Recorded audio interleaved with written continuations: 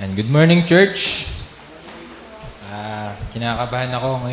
Ngayon lang po ako magpipreach ng narrative. And ewan ko, mahirap po eh. So, bago po tayo mag-umpisa, gaya po ng nakaugalian natin na ginagawa po, sino pong nakapagbasa ng Judges 15? Dito po muna sa kanan ko. Sino po nakapagbasa? Yan. Nako, ang onte. Ay sa bagay, karamihan po, bisita. Yan. Sa kaliwa ko naman po, sino po ang mga nakapagbasa ng Judges 15? Yun, madami-dami. So, ito pong Judges 15 ay kadugtong po nung Judges 14 na pinirich ni Brother Alvin. Kaya bago po tayo magsimula, balikan po muna natin yung mga nangyari sa previous chapter.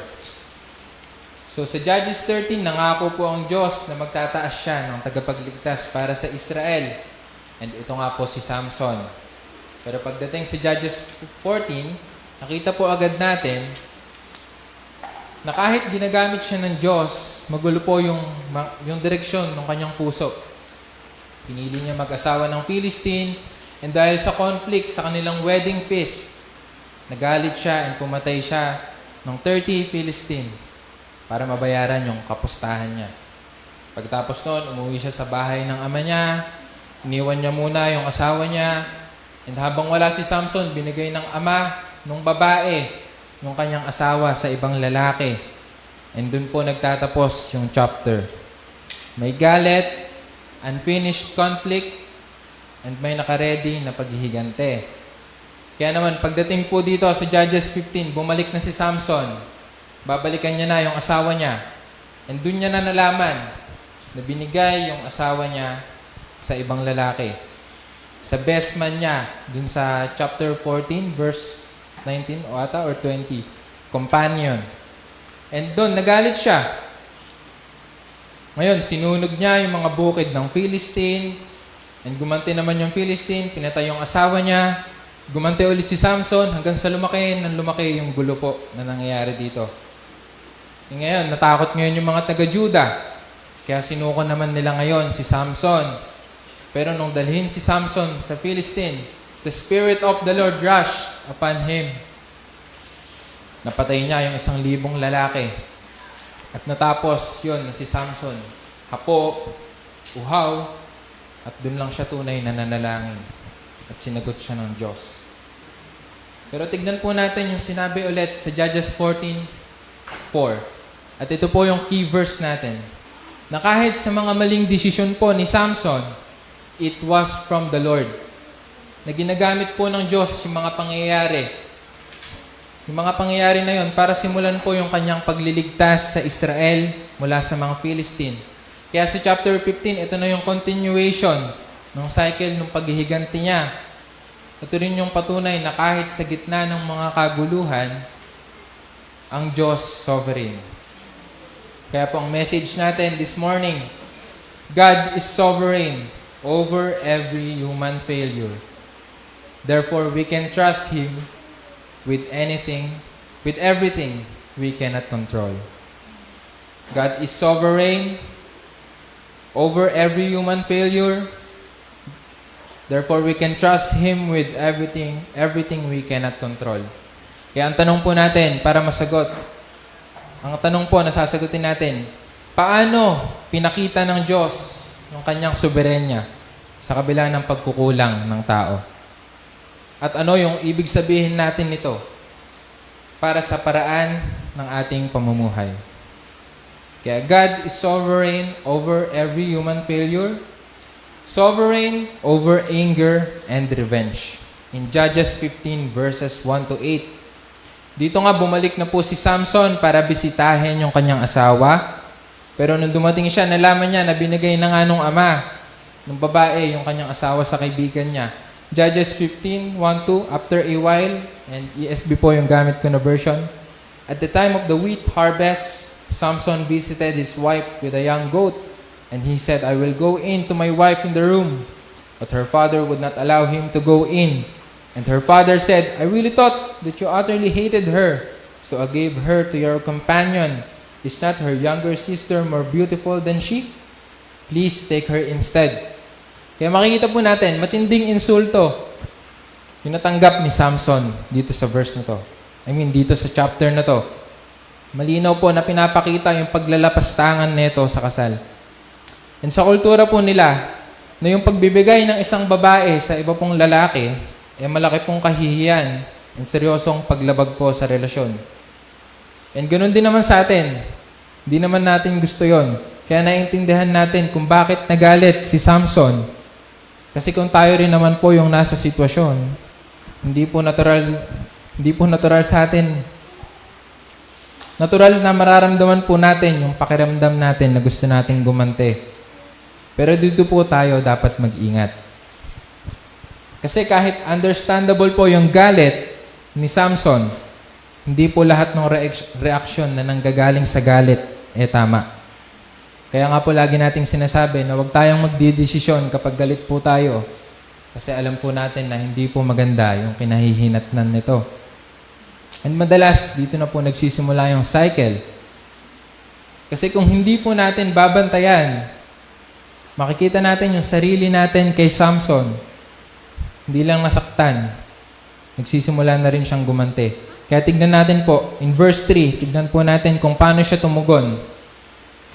Hindi siya nagpunta sa Diyos, hindi siya naghanap ng hustisya sa tamang paraan. Sabi niya in verse 3, "This time, I shall be innocent in regard to the Philistine when I do them harm." Anong ginawa niya? Ginastify niya yung sarili niya.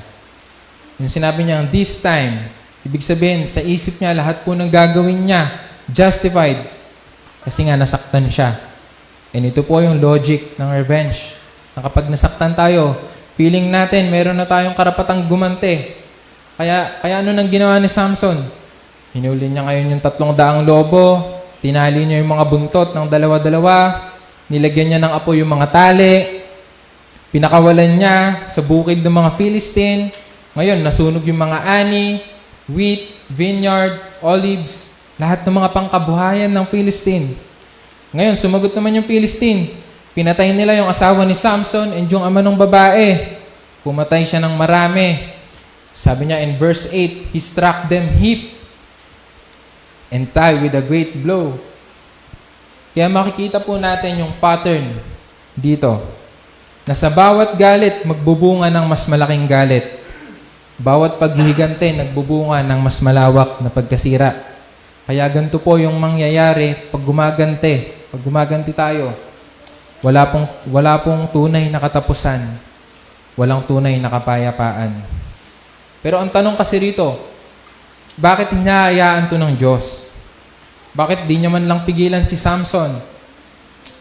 And again, sa key verse po natin, in chapter 14, verse 4, "It was from the Lord."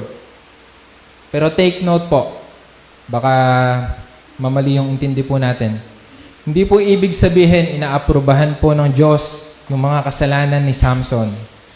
Ibig sabihin lang po, sovereignly, ginagamit ng Diyos yung mga consequences ng kasalanan po ni Samson and yung natural na paglala ng conflict para po sa ganun matupad yung layunin ng Diyos laban sa mga Philistine.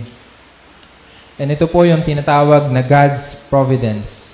Hindi po ang Diyos yung may akda ng kasalanan, pero siya ay sovereign.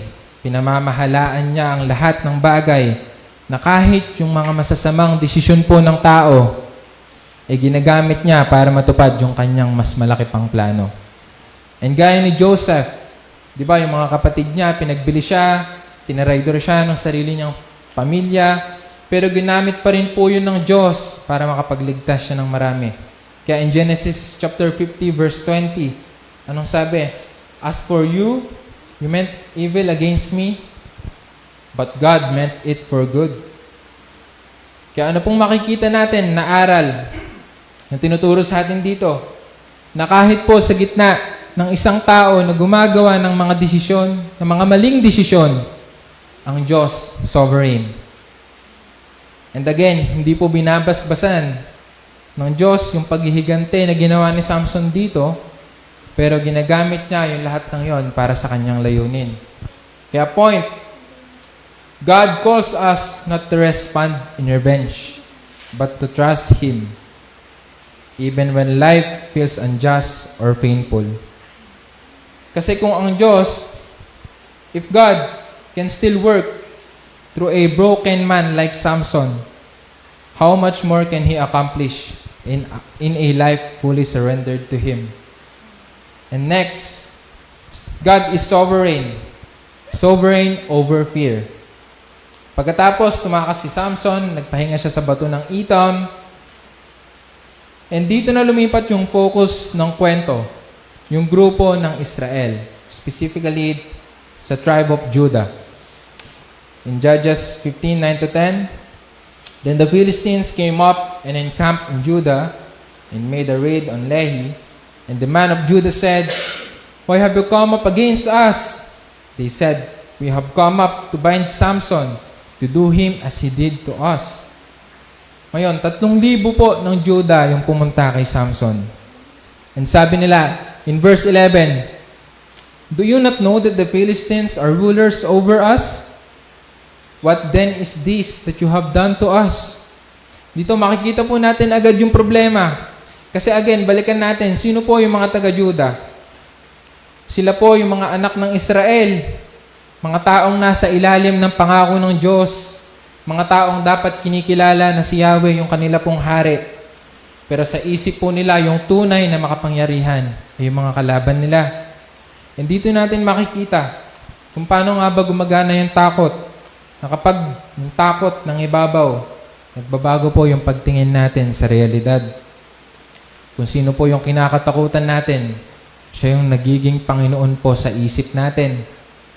At yun nga mismo yung nangyari sa Judah. Mas kinatakutan nila yung mga Philistine kaysa sa Diyos. At anong ginawa nila dahil sa takot? Hindi nila sinuportahan si Samson. Hindi sila tumayo sa pananampalataya. Isinuko pa nila siya. Binigay nila yung taong ginagamit ng Diyos para sa kanilang sariling kaligtasan. And tuloy po natin yung story. Pumunta sila kay Samson and sabi nila, ibibigay na nila si Samson sa mga Philistine. And sumagot si Samson and kapansin-pansin to. Sabi niya, mapapansin natin, hindi siya lumaban sa mga taga-Judah. Pumayag siya na magapos. Basta pangako lang nila na hindi siya papatayin ng mga taga-Judah mismo. And he said to them, "Swear to me that you will not attack me yourselves." He said to him, "No, we will only bind you and give you into their hands. We will surely not kill you." And hindi nga nakapunta yung mga Philistine kay Samson, pero yung sarili niyang kababayan, yung nagdala sa kanya doon. At ito po yung bunga ng pamumuhay na kontrolado po ng takot. Na pinipili nilang isuko yung tama para lang maprotektahan po yung sarili nila. Pero kahit ganoon, kahit sa pagkatakot ng Judah, kahit sa kanilang pagtataksil, kahit sa kanilang pagsuko kay Samson, ang Diyos sovereign. Kasi yung pagbibigay po nila kay Samson sa mga Philistine, hindi po aksidente sa Diyos. Kasi ito po yung mismong magiging daan ng Diyos para sa susunod na pagpapakita niya ng kanyang kapangyarihan. Kaya point, God calls us not to live in fear, but to trust Him. And even when life feels uncertain or threatening. Kasi if God's purposes are never hindered by human fear, how much more can He accomplish through a people who trust Him fully? And last, God is sovereign. Sovereign over weakness and helplessness. In Judges chapter 15, verse 14-17. Ito na po yung climax ng unang bahagi ng story. Dito po, dala-dala na nila si Samson papuntang Lehi. And nung pumunta na siya ron, nag-celebrate yung mga Philistine. And siguro nasa isip nila, panalo na sila. Kasi nga yung kalagayan ni Samson, nakagapos si Samson na nahuli na nila yung lalaking nagdulot sa kanila ng problema. Pero pagkatapos na nun, nangyari yung bagay na hindi nila inaasahan. In verse 14, Basahin po natin. When he came to Lehi, the Philistines came shouting to meet him. Then the Spirit of the Lord rushed upon him, and the ropes that were on his arms became as flax that has caught fire, and his bonds melted off his hands. Sabi sa text, the Spirit of the Lord rushed upon him.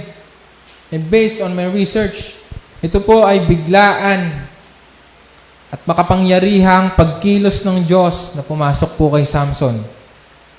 Yun po yung rush upon him.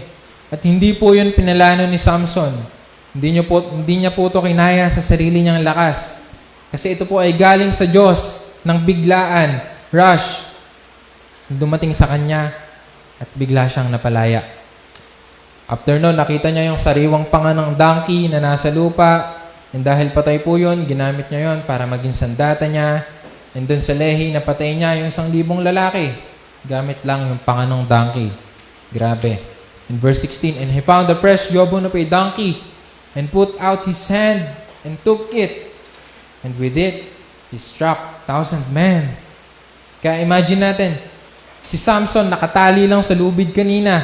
Then biglang kumilos yung Panginoon. And nilabanan niya yung 1,000. And pagkatapos ng laban na yon, nag-celebrate si Samson. In verse 16, sabi, when the jawbone of a donkey heaps upon heaps with the jawbone of a donkey, have I struck down 1,000 men. Dito mapapansin na natin yung issue. Nag-celebrate po si Samson. Pero sino yung pinupuri niya? Sarili niya. Sabi niya sa verse, I struck down 1,000 men. Wala man lang siyang pagpapasalamat sa Diyos. Wala man lang pagkilala sa Diyos. Na kahit yung tagumpay naging posible. Dahil yung Espiritu ng Panginoon yung kumilos sa kanya, pero wala. Ang karangalan na para sa Diyos, inangkin niya. At ito rin yung isang pattern na makikita natin sa buhay ni Samson, na ginagamit siya ng Diyos, pero yung hindi nakatuon yung puso niya sa pagkilala sa Diyos na pinagmumulan niya ng lakas. At ito rin yung isa sa magiging dahilan ng kanyang pagbagsak sa Judges 16. Pero ito yung mahalagang punto na kahit sa kahinaan po ni Samson, na kahit sa pinakamahina at pinaka-imposibleng sitwasyon,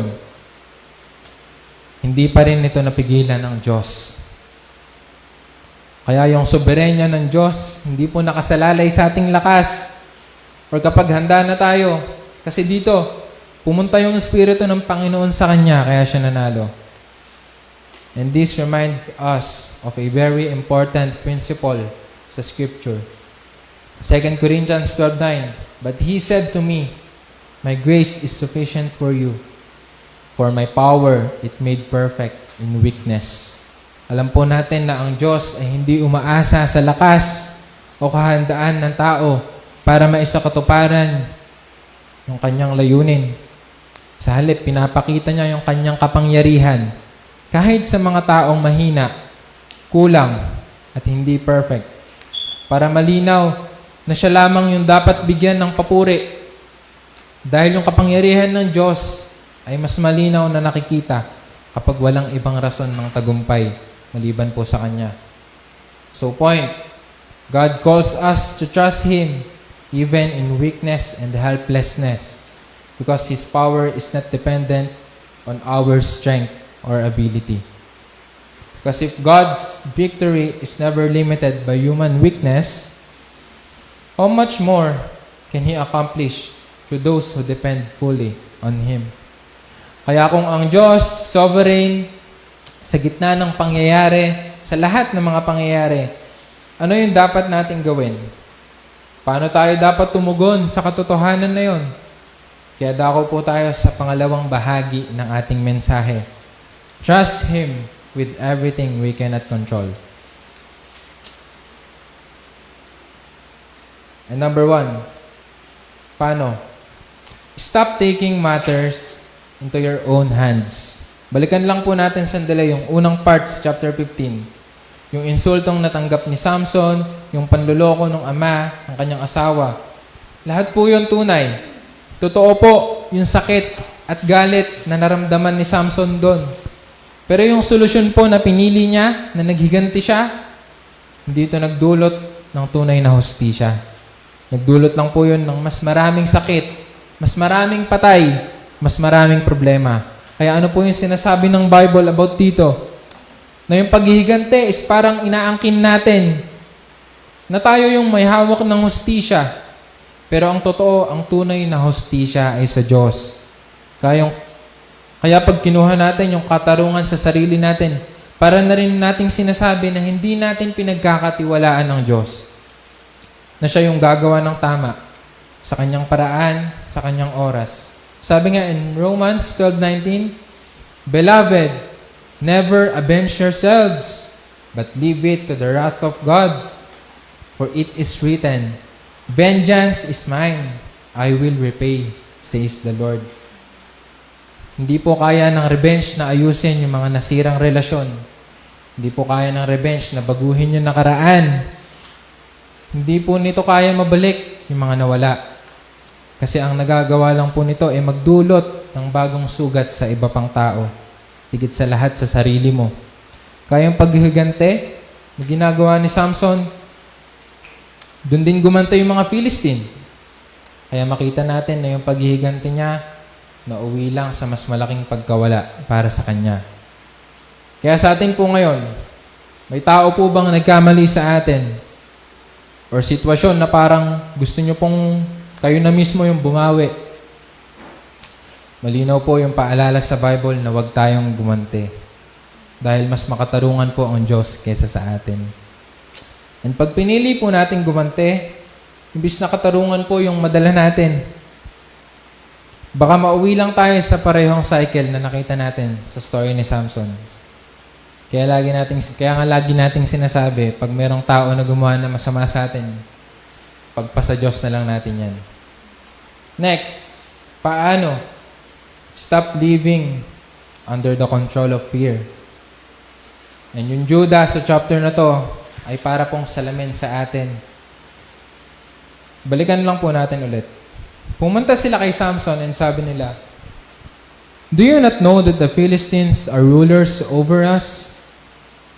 Para sa mga taga-Juda, yung realidad ng kapangyarihan ng Philistine ay mas totoo kaysa sa katotohanan ng Diyos.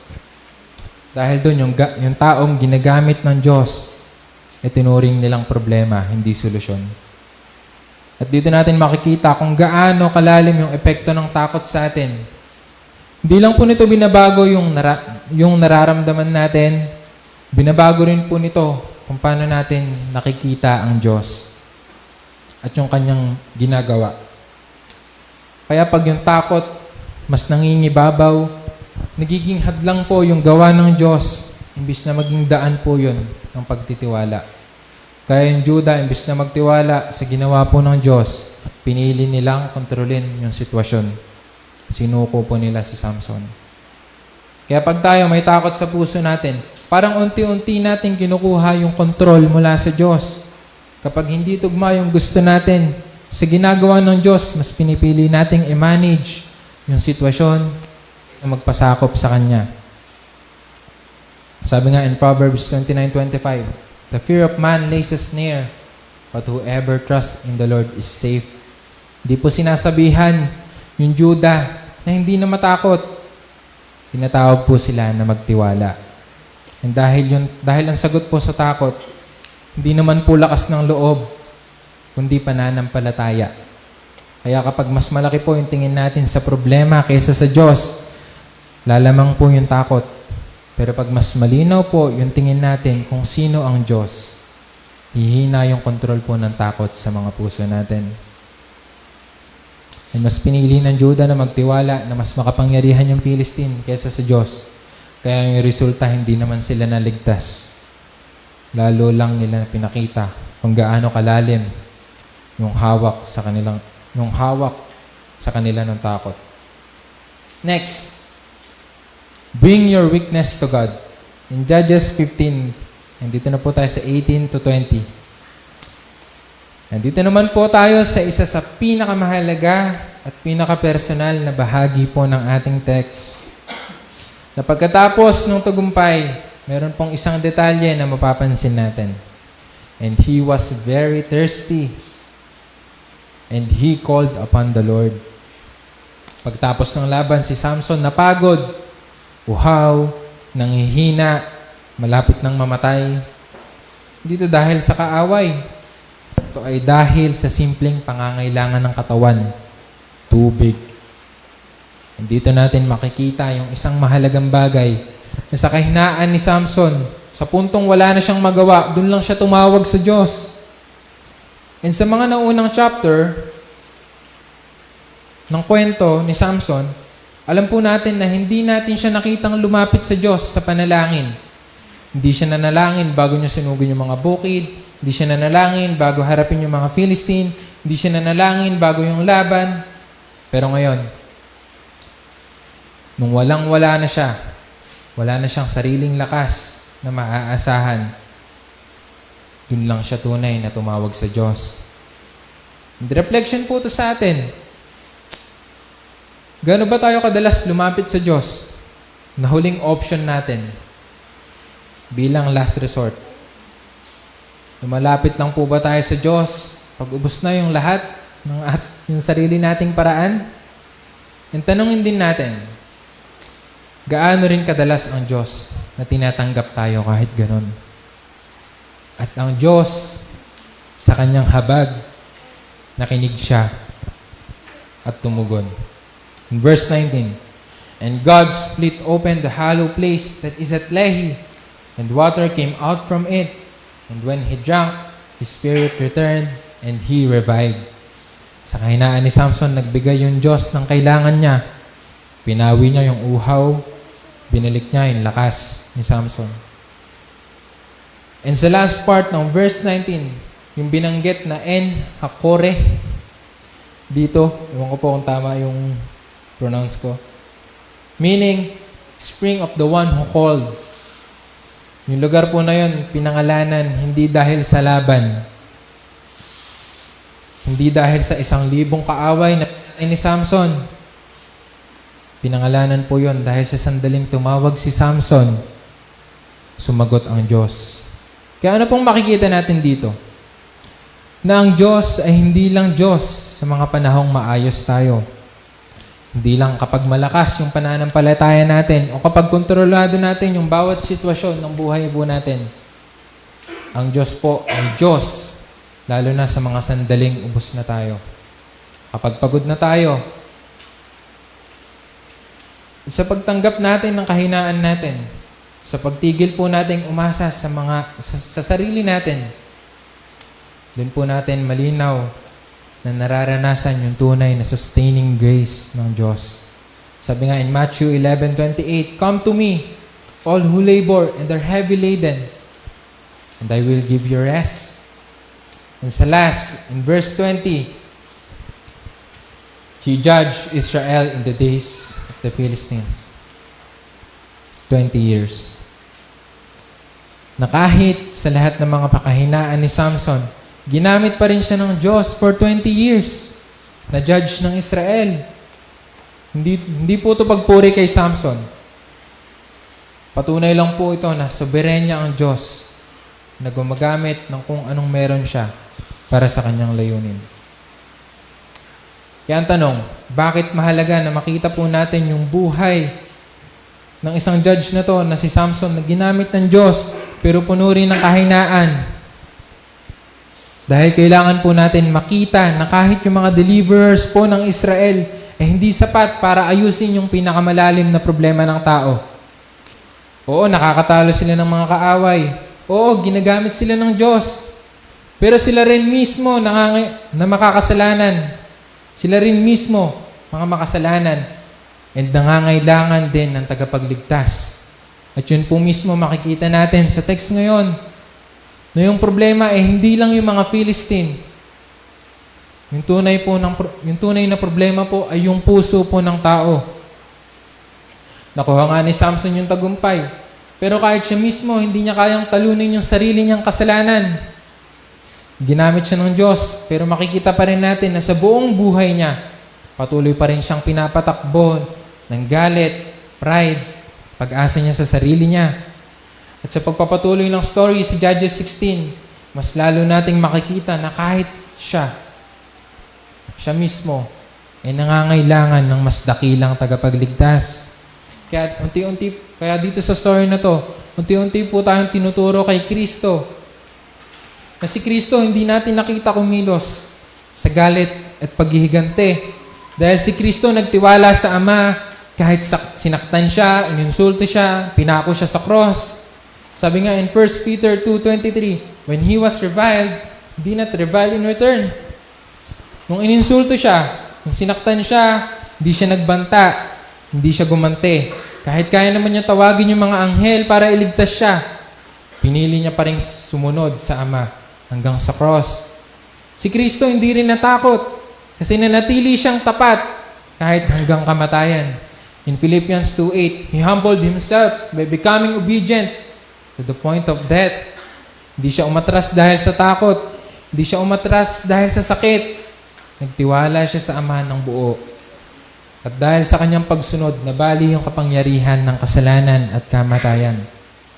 And last, higit sa lahat, si Kristo hindi siya nanatili sa kamatayan.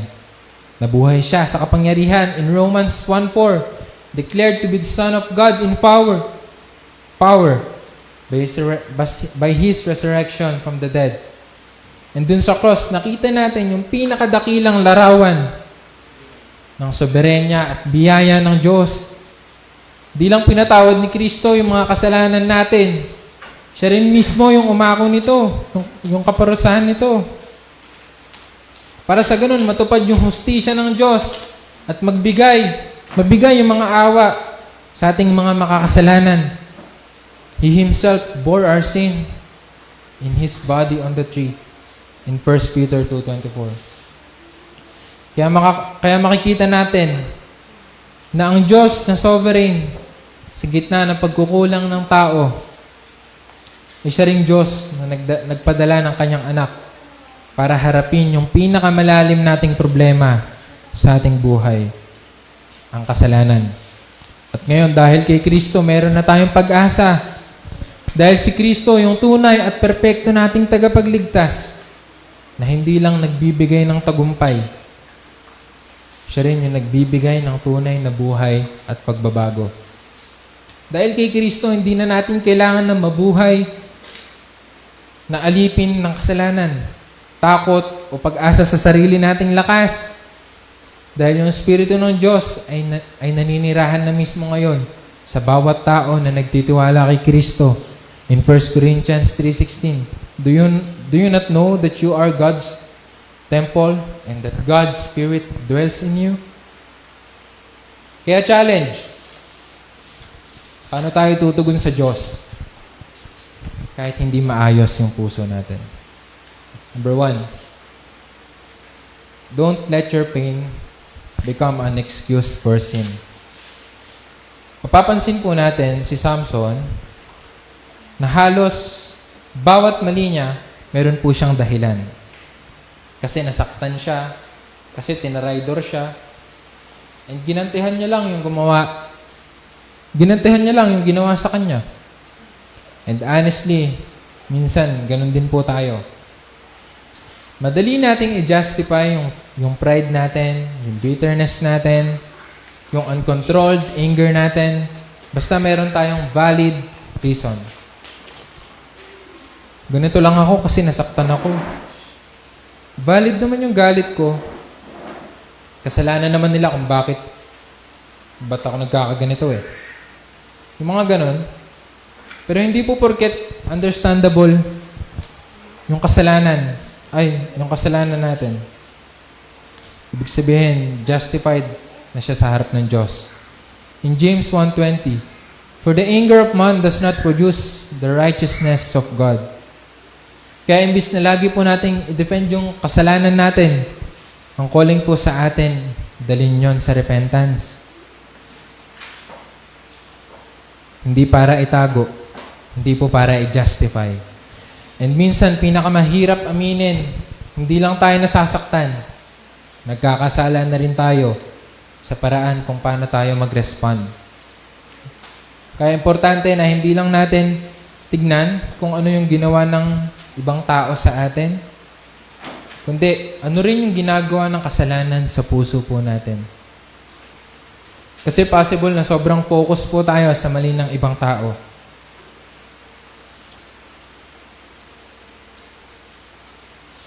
Kaya hindi na natin nakikita yung pride, bitterness, self-righteousness na unting-unting lumalaki po sa atin. And yung tunay na repentance, hindi lang po pag-amin na may mali po tayong ginawa, hindi willingness na hayaan ng Diyos na baguhin po yung puso natin. Number 2, don't get too comfortable living spiritually compromised. Nakakatakot po sa Juda, hindi lang dahil natatakot sila. Nakakatakot nasanay na po sila. Kasi nasaan ba dapat sila? Lumalayo mula sa mga Philistine. Pero po yung mindset nila, the Philistines rule over us. Parang tinatanggap na po nila yung spiritual condition nila. And possible din po, nangyayari din po ito sa atin. Na nasasanay tayo sa lukewarmness, nasasanay tayo sa maliit lang na obedience, nasasanay po tayo sa Christianity na walang holiness, na unti-unti nawawala yung grip natin over sin, unti-unti nawawala yung desire natin for holiness.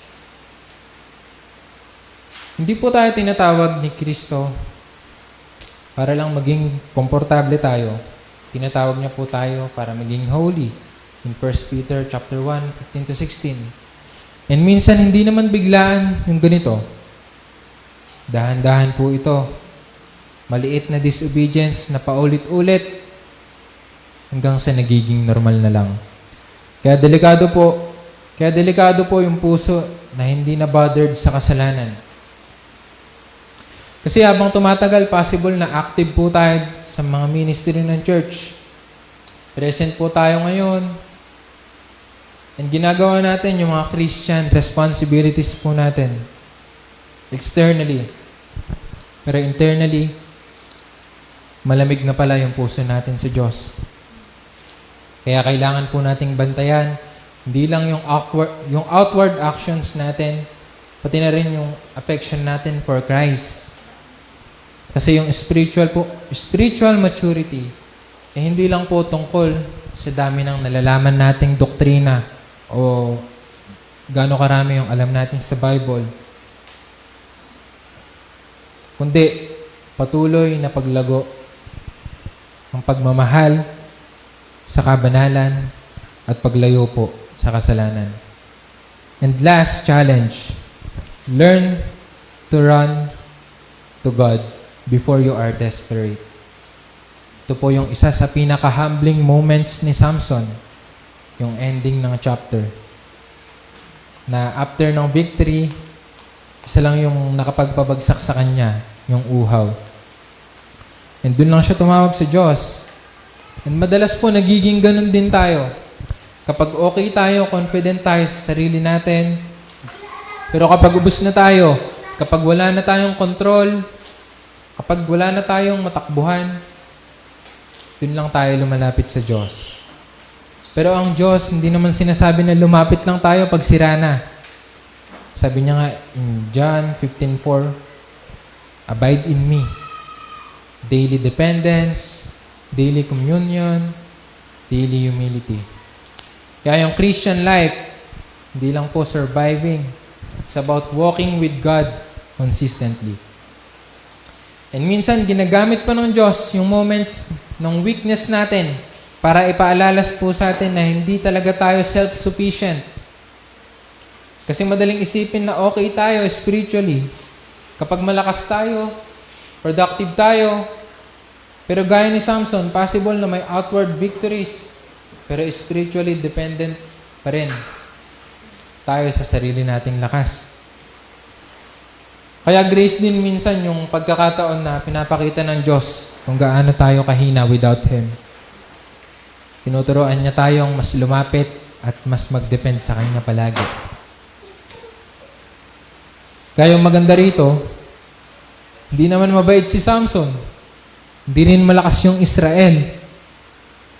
Ang maganda dito, sovereign po ang Diyos. At yung parehong Diyos na naging tapat sa gitna ng kaguluhan sa Judges, ay siya ring Diyos na nagbigay ng mas dakilang tagapagligtas, si Kristo. Unlike Samson, Jesus never sinned in His anger, never compromised in fear, never failed in obedience. Dahil siya ay tapat.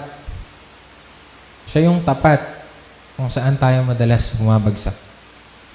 Kaya ang pag-asa natin wala po sa sarili nating lakas. Nasa katapatan po ni Kristo. And dahil kay Kristo, pwede na tayong mamuhay araw-araw na nagtitiwala sa biyaya ng Diyos. Not out of guilt, but out of worship. In Psalm 28:7, the Lord is my strength and my shield. In Him my heart trusts, and I am helped. Manalangin po tayo. Panginoon, salamat po sa katotohanan na Ikaw ay sovereign. Na kahit sa gitna po ng aming mga pagkukulang, aming mga takot, at aming mga kahinaan, Ama, inaamin po namin na madalas namin kinukuha yung kontrol sa aming mga kamay. Nagagalit kami, natatakot, umaasa sa sarili naming lakas. Patawarin mo po kami, Ama. Ganun din, Lord, turuan niyo po kaming magtiwala sa inyo. Hindi lang kapag desperado na kami. Hindi sa araw-araw, sa mga desisyon, sa mga takot, sa mga kahinaan namin. Ama, ikaw po ang aming lakas at ang aming pag-asa ay nasa katapatan po ni Kristo. Lamang po ang aming dalangin sa pangalan ni Jesus. Amen.